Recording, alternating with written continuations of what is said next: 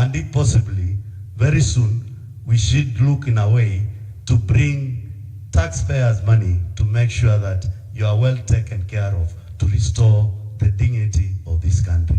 God bless Kenya. God bless the Gen Z. We meet tomorrow. We are not relenting. We are not going back. We are going to lay the flowers and respect those who lost their lives. I want to tell the government, it is not a story. It is not a hearsay. Tomorrow is a D-Day to commemorate our Gen Zs in Kenya. Thank you very much. God bless you.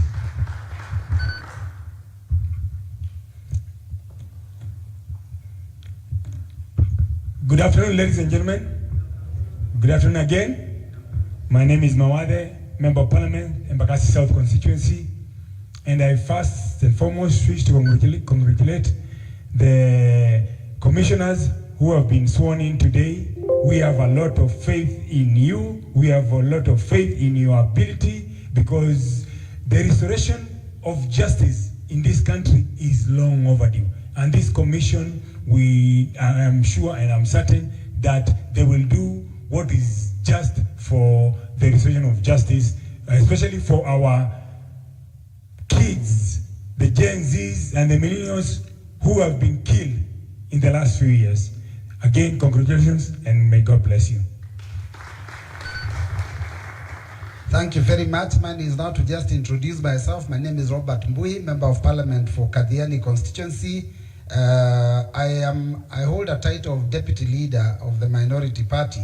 But if you remember, after our youth were killed like dogs in the streets, part of my side, which is the minority side, became part of the majority, became part of government. So I'm now the de facto leader of the minority party in the National Assembly, representing the youth that were killed brutally by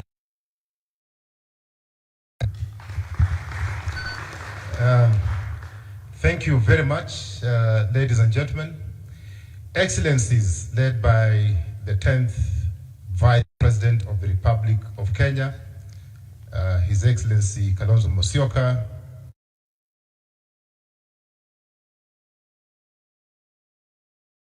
CS Eugene Wamalwa, Chairman, my friend Thorome,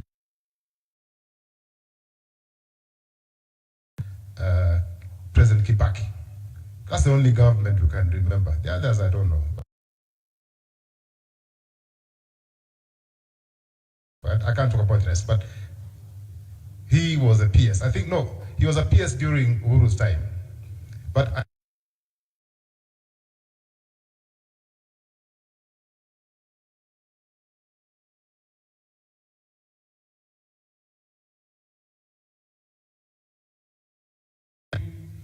to introduce our principals who are here today.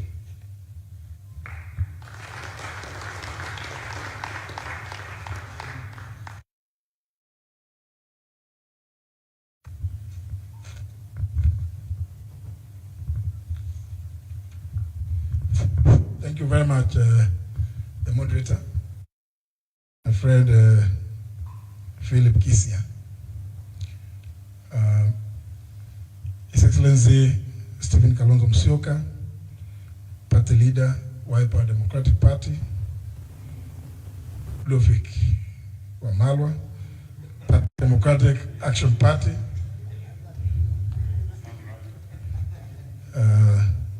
my good friend, the Chairman of the Jubilee Party, Mr. Saitoti Thorome, honorable members of Parliament here present,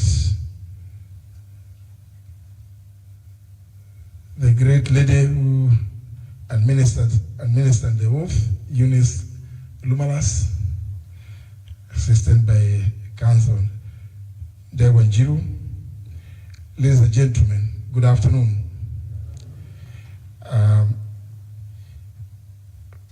My colleagues in the United Opposition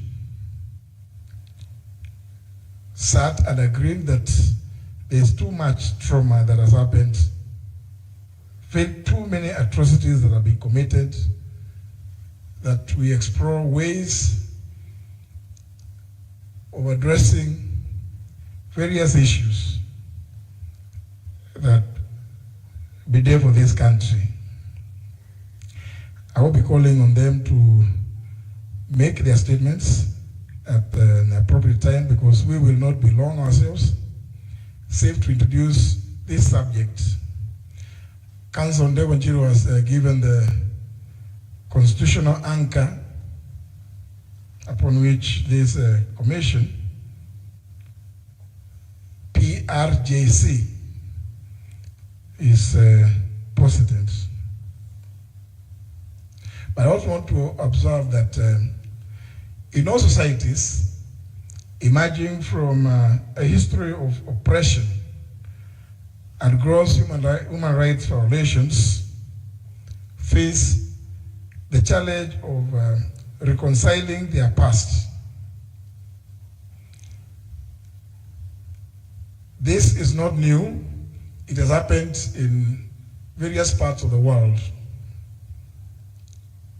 A people-led commission seeking to restore justice among its citizens.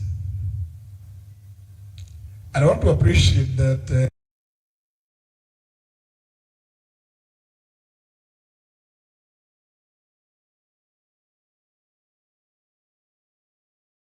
here in Kenya, we've had some numerous attempts to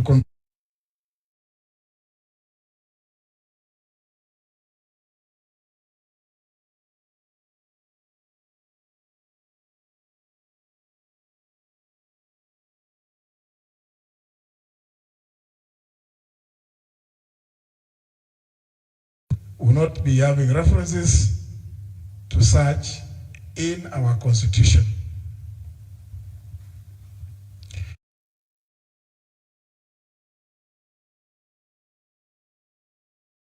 Memories about the events of the last few weeks, this month indeed,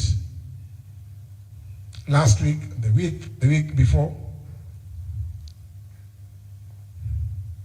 Is it possible for the parents, relatives, and friends of those that were brazenly gunned down by policemen to accept and move on? The various efforts that we've seen, including prosecutions,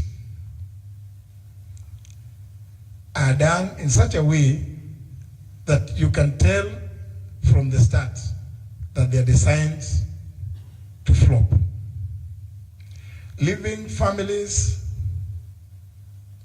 and communities with long-lasting bitterness.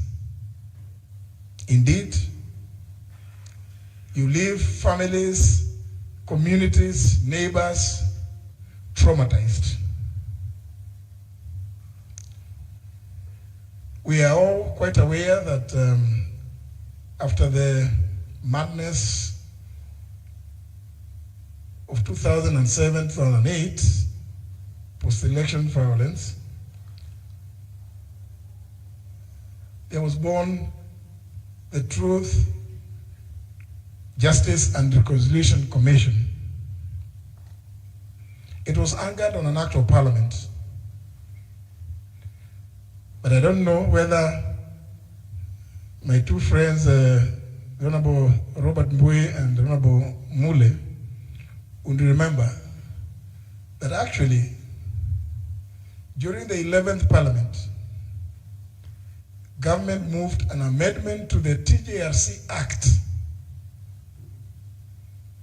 which for all intents and purposes made that TJRC report nearly unenforceable against anybody, known or indeed against government. Yet, you read the TJRC report, it has documented various historical injustices committed to individuals, families, communities. So the trauma persists.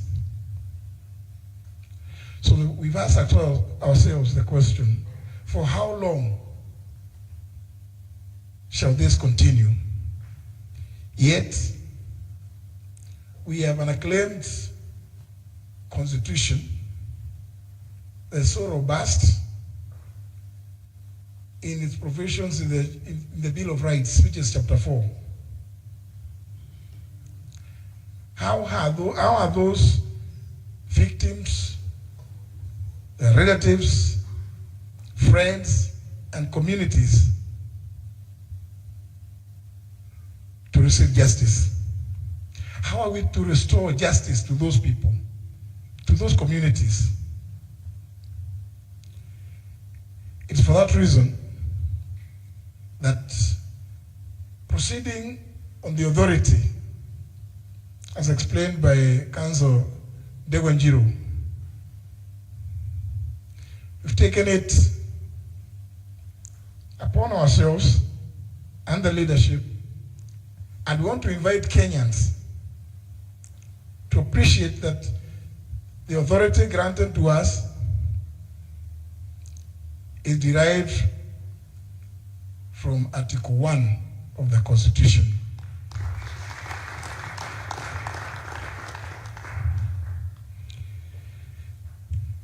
Our approach and core values will adopt a restorative justice framework rooted in the African values of Ubuntu. And this approach prioritizes restoration of dignity to victims and survivors.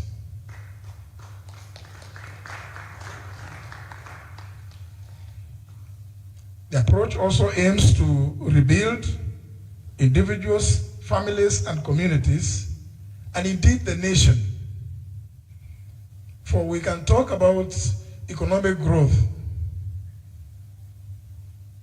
but what does it mean to the mother whose child was taken more than a year ago without trace and has not received any answer as to whether the son is alive or dead?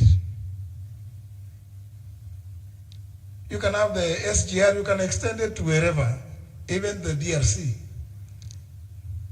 But that mother, that father, that brother, that sister will still remain with pain. This approach aims at trying to rebuild those families and communities, and in the process, build a more caring nation.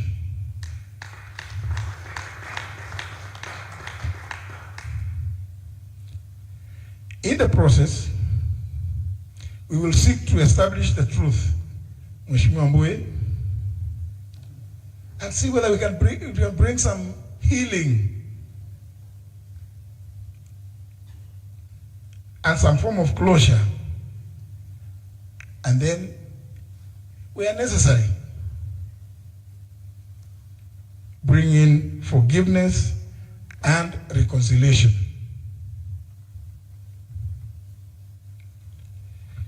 We also aim through this commission to put to an end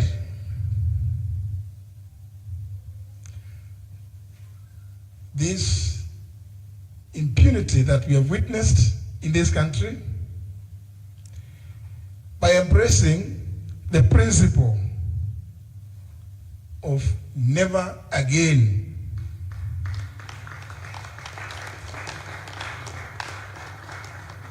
Never again. By also putting memorializing, and through remembrance. We also aim to create mechanisms to support healing. And through our partners, seek to do compensation and restoration for victims, survivors, and communities.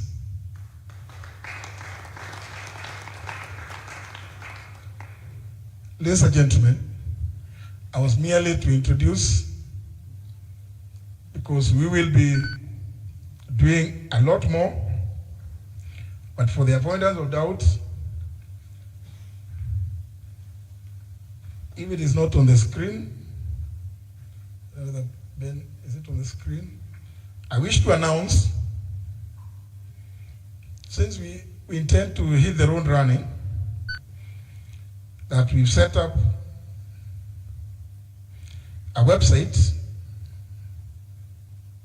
for ease of engagement with the public, through which we will receive petitions, representations, and other material, whether anonymously or otherwise. Other programs will be announced by, I don't know whether it is it on the, it's there, eh? Very well, thank you very much. Other programs which we intend to undertake will be communicated by the other colleagues with whom we've taken the oath of office, because we intend to hit the stage running. So that was merely to give you the approach that we intend to use. You'll be given staff relating to how we intend to address the culture of impunity, how we intend to carry out investigations and preserve evidence. There will be measures which will be interim, and I wish to assure Kenyans that whatever they give us is so secure. We should not worry about certain mischievous activities that we have seen in recent times from government trying to interfere with things that are done in all spheres of governance. But we will not be limited to merely human rights violations. We intend to also deal with issues that relate to state capture, as well as institutional corruption.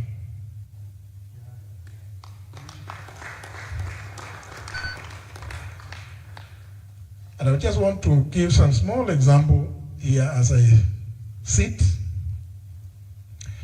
that in the 8th Parliament, some effort was made, led by the Honorable Musikari Kombo. Of course, when, as you all know, Kanu was whitewashed, that report, which had what we used to call the list of shame. When Kanu was whitewashed by NAC in the elections of 2002, the efforts led by the Honorable Musikari Kombo gave rise to two very key pieces of legislation that are still in force today in Kenya, but very, very sparingly used. One, of course, we know because we have the EACC, they always pretend to be doing this or the other. But there's a key governance legislation that came out of that effort. The Public Officer Ethics Act, number 3 of 2003, alongside the Economic Crimes, Anti-Corruption and Economic Crimes Act, the ASECA. We intend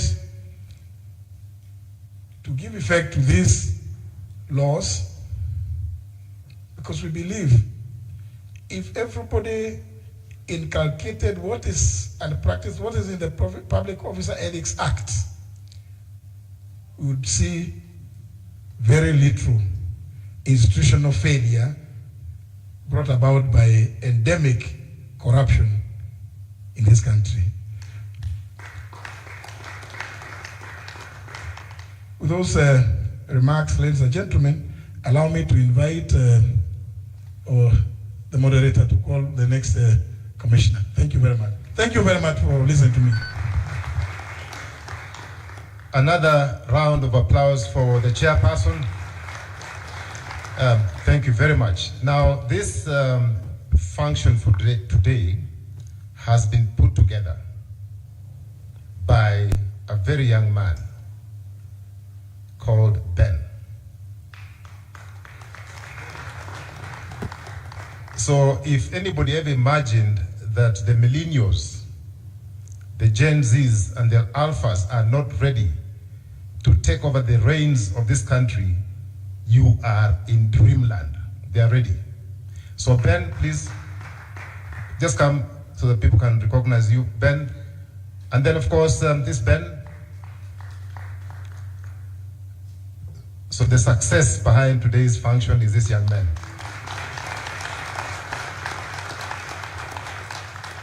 And of course, he received guidance from the back office. I know I've caught you unawares, but it's important that people know. Just stand up from wherever you are. I know you don't want to be seen, but just stand up and wave. Just stand and wave. You can even cover your face, but stand and wave. We recognize you. So there was a team behind this young man who have put this function together. So thank you, Ben. We appreciate you, and God bless you.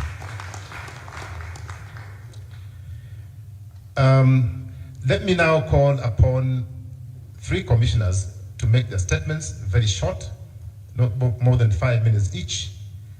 And to start us off is Commissioner Aisha, followed by Professor Ogola, and we'll close that session with Senator Manzo. Thank you.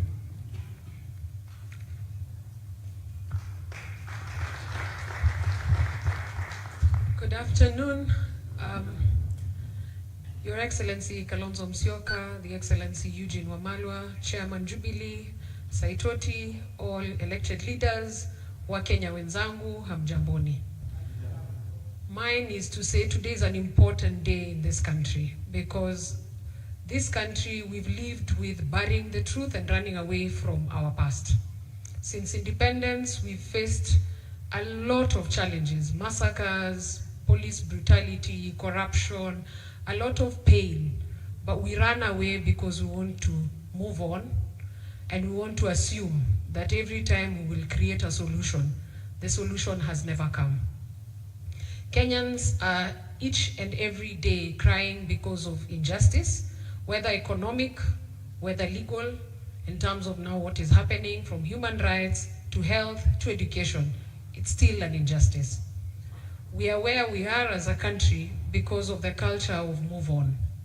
And today we want to say we cannot move on because healing as a country is important. We cannot heal when, since independence, there's a lot of historical injustice, and even now it is coming through a new formation of abduction and killings. Today is an important day because we, the people of Kenya, are saying enough is enough, and I'm urging all Kenyans that this is not about today and tomorrow, it's about the future of this country, and that for once as a country, we will not run away from the atrocities that are happening, and we will not say, move on. Today is an important day because it is the Kenyans who every day wake up to work and build a nation despite being wounded. Mental health is at the highest as a country. You cannot talk about education and health and other things when a woman is missing her child at home and she does not know what that child did. We have a crumbling police docket that instead of protecting Kenyans, they are the ones going for Kenyans. We are now degenerating to now having people hiring goons to come and attack another Kenyan. But you're forgetting that it can be your child you're attacking. It can be a sister or a brother. We are forgetting that these things continue to remain a scar. I personally recently lost my beloved father, and it doesn't happen on a normal occasion. For mine, it was a natural cause, but I can imagine you never understand the pain until you sit at the front seat. So there are millions of Kenyans since independence who've lost loved ones, and up to date, you're told move on. Up to date, there's been never a solution towards historical injustices. And if this generation that I am in, we keep quiet, we will also be blamed 5 years, 10 years, because we will have kept quiet at a time that we were supposed to give a solution to our motherland. Today I request Kenyans, this commission seated here is more than willing to work with all Kenyans from all walks of world. It is for you to help us by sharing through the website. Soon the chairman will announce more other platforms so that you can share videos, you can share petitions to enable us work. Today we are saying we will not sit and be quiet as our country goes to a different trajectory that we did not envision. We want a country where we are not suffering from mental health. We want a country where equality is there. And we want a country that no one is above the law. Because if you commit a crime, that is where there is judiciary. We also pray that institutions will not be caught up with corruption, intimidation, and that we will not have a corrupt judiciary, a corrupt police force, and other institutions that are key in this country. We are simply saying that today marks the start, that we will move as a country to accept we will not bury the truth, to also accept we need healing and restoration, but most importantly, there are people who must be held accountable individually for what they've done to our motherland. Because Kenya is me and you. Today, I want to say that it marks the beginning of a journey that as a country, we must not relent and we must not accept to continue the way we have been by covering what has been happening. Generations have come and gone. It is time for this generation to say enough is enough. We will not only investigate historical injustices, but even the current. But it is the people of Kenya who will share that information to enable us continue as a commission and work towards restoration and building a prosperous motherland that we call Kenya. Kenya ni home, asanteni sana.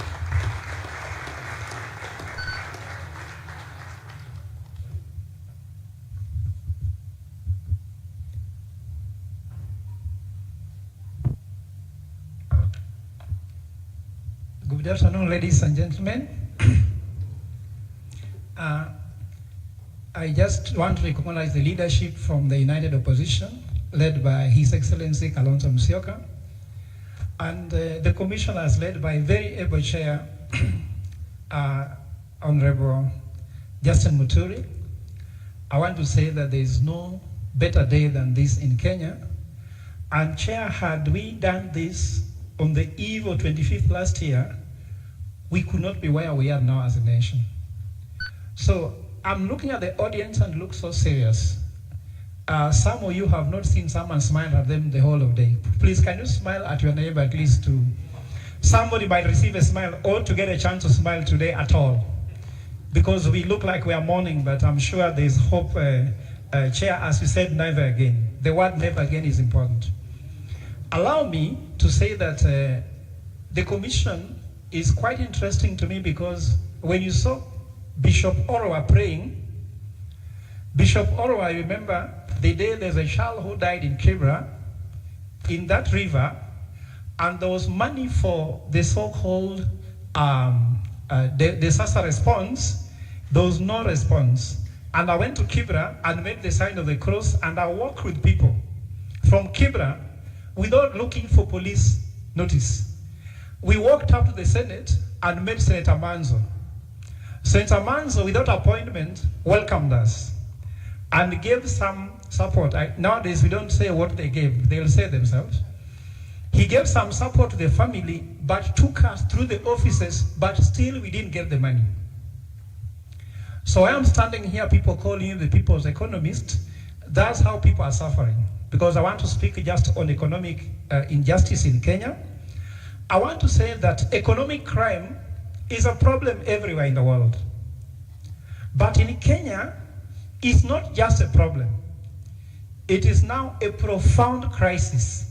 Crisis, a problem is there. But when a crisis comes in, it's more serious. It has now posed existential risk to our nationhood. It is systematically diverting vital resources that should be used to bring good life to people, education and health. But not only that, it's also being used. Economic crime is linked to SARS.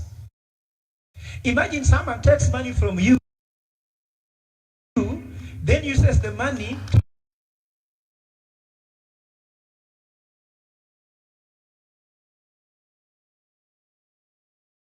to suppress you with the very money.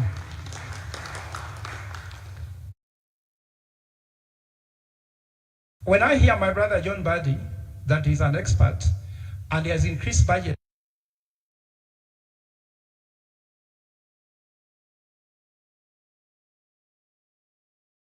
then tell you, you can't enjoy education or you can't enjoy healthcare without security. Yet, someone goes to Homa Bay, picked, then brought to Nairobi and killed. So, to really grow this economy. Secondly, the youth. These youths are very intelligent. Why they are dying is because of what they have between their ears. They are too. The only thing one can do is to hit their head to death. And I was in the mortuary with my brother, late Albert Ojuang. They were hitting his head until they broke the skull to his brain. Why? The one who died on the street, to the brain. What is wrong with them targeting the brain? Why university education then? I dream of a world when youth will be so free that they can survive without someone's support. Because what is happening in Kenya, you must know somebody or worship somebody to become somebody. I'm sure young people, you can't accept this. I remember when I grew up, when I was in St. Mary's here at some point, when I came to the village, I went to say hi to my uncle who was high ranking. Then he told me, I am a son of nobody, so I can't talk to him because he's a son of somebody. So for us young people, I'm not very young, but I think I'm youngful or youthful. They say when you know nobody, you are a son of nobody, you know nobody, so you become nobody. This is what they want in Kenya, and I'm having the leadership of the chair. We will try to fight that. The economic crimes have made it difficult for the business community to do business because you have to know somebody and sing them. You have to sing them unless you become professionally handicapped. If you look at the guys singing the current administration, they are very intelligent. But if they don't sing the current administration, their professionalism is useless. I'm sure we don't want to have that world. And our country is slowly gliding into hopelessness. Gen Z says, the fear is gone. You heard that, ladies and gentlemen? Dignity, human rights, constitutionalism, and the rights is what is. Only one who has nothing to lose loses fear. A rich man cannot sleep outside a house on the street because they have something to lose. So after being ripped off your all economic benefits, ripped off dignity, ripped off lives, what do you fear? You fear nothing. So when you hear young people saying the fear is gone, means we've taken everything from them. And that's why we need to restore. So the People's Restorative Justice Commission is here to restore hope. With time, we shall give you reason to hope again. The worst thing to be without is hope. Without hope, who can wake up? Tell me if you don't have whether you can wake up. You have no hope there's be, even there's this meeting. Well, how would you come here if there's no hope? So we want to ensure that victims will receive long-term support through a dedicated restorative justice fund. I was making a joke with my brother, Danson Manzo. When now MPs go to parliament and MPs are here, they want all kinds of funds. But fund to support people like Ojuan, they want it to be in donation. That must change under this leadership. Serious economic crimes, looting, sabotage, and state capture will be investigated and be prosecuted under the leadership of this commission. Recovered assets will support victims and rebuild our economy. We will also have to ensure we memorize these struggles so future generations to come will know the cost of injustice and vow what our chair says, never again. We'll even ask the public to take an oath, probably, that never again. Everyone might have to take this oath, chair, as you said in our meetings, never again. We will make economic crimes so painful, but not profitable like it is now. And I go back again to my brother, expert, John Buddy, who says that he's proposing a way on which if you steal money from Kenya, you can invest the money in Kenya, making theft profitable.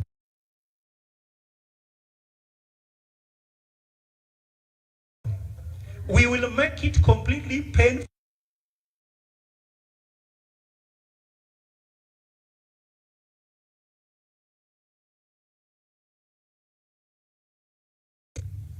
That's what we want to bring across. So that of John Buddy, we call it in economics, wisdom of fools, because used to steal from him, then give him back. That's the only fool thing that we call it thoughtless experts. I'm about every bill reforms. Truth and justice is finally underway, fellow Kenyans. The commission wants to take Kenya back to Kenyans because at the moment, Kenya is not in the hands of Kenyans. You don't feel that you are in your country.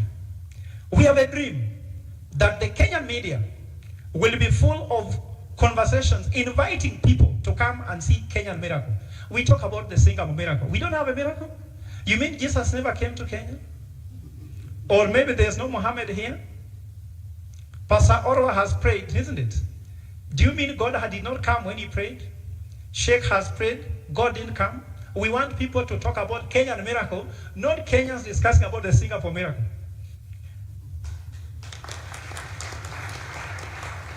We want the business community to find it easier to come to invest in Kenya below because the law will be transparent, just, and fair. The taxation system must be good, fair. We'll enjoy participating in their professionalism.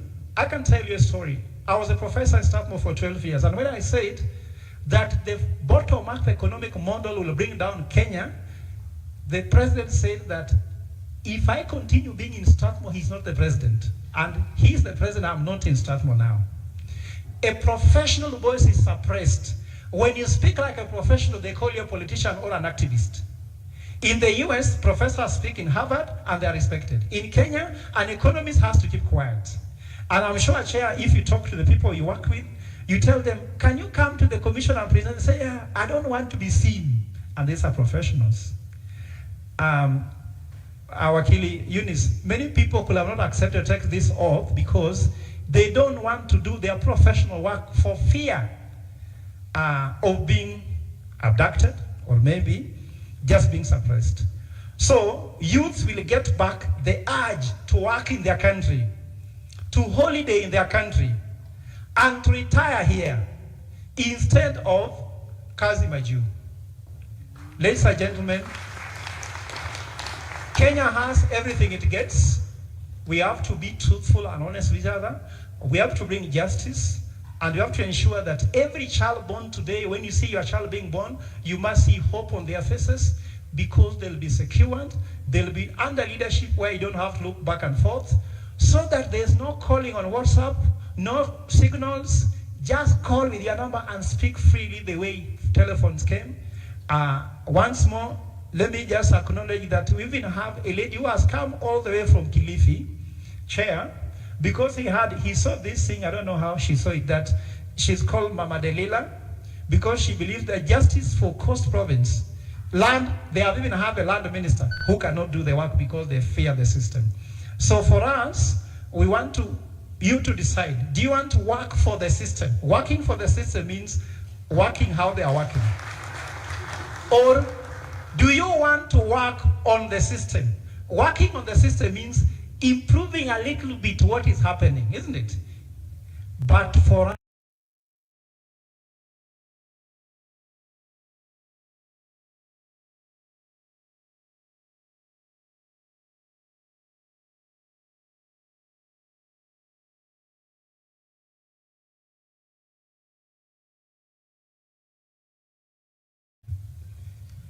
Thank you, Your Excellencies. Let me thank Kenyans for appointing me into this very important commission. And I want to talk about, very briefly, about state capture of public institutions. This has happened in the ministries. It has happened with the serious organizations like ESCC, the Kenya Police,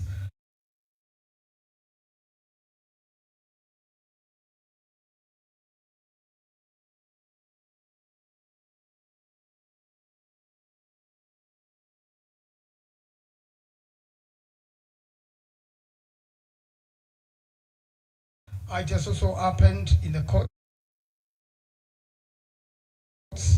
such that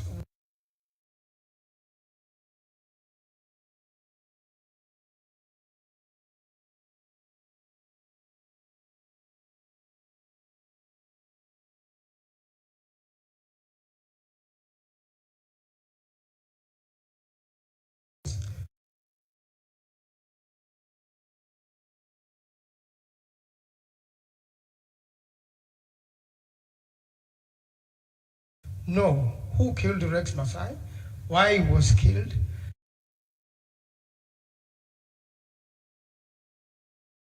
and that after pushing the government to have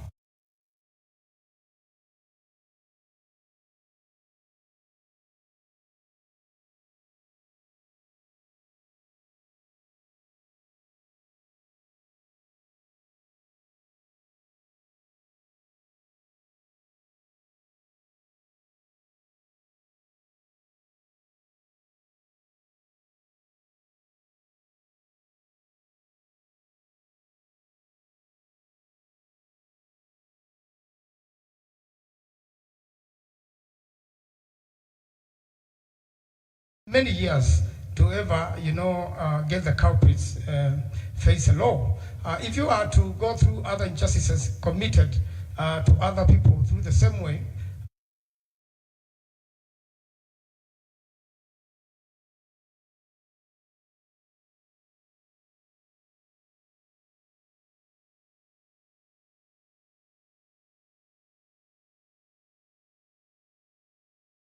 the captured office can utilize it if it finds viable. If it doesn't do so, then we can pursue private prosecution with this information and make sure that justice is done to the victims. This sort of commissions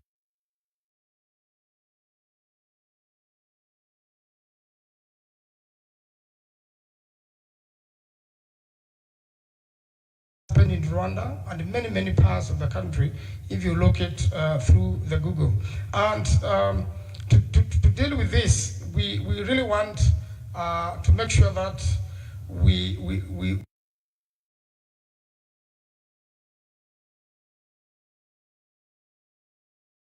like at least the current regime does not want to deal with them. So we want immediate relief for the victims so that relief is not negotiable.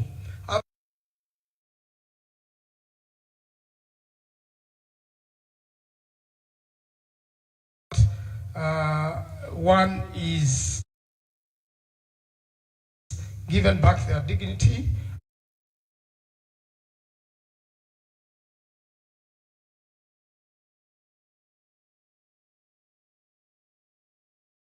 And they are compensated.